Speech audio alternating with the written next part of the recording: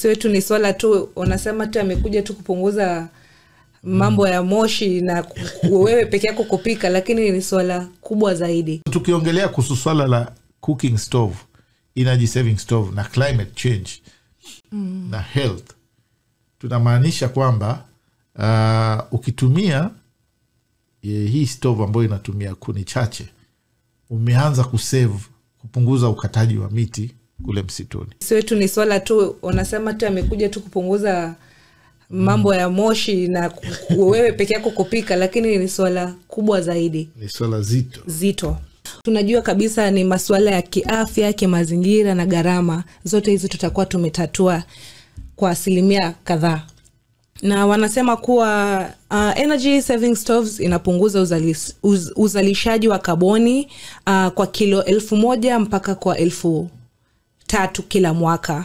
Na kwa gharama pia tunapata kuwa familia inaweza kupunguza matumizi ya kuni na makaa kwa thamani ya shilingi 5,000 hadi kwa shilingi 10,000. Ni kweli kabisa, kwa sababu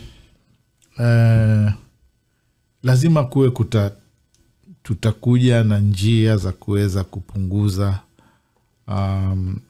matumizi ya kuni na mkaa.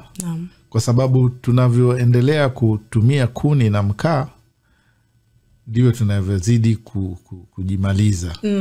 Kwa sababu mabadiliko ya tabia nchi ni donda sugu.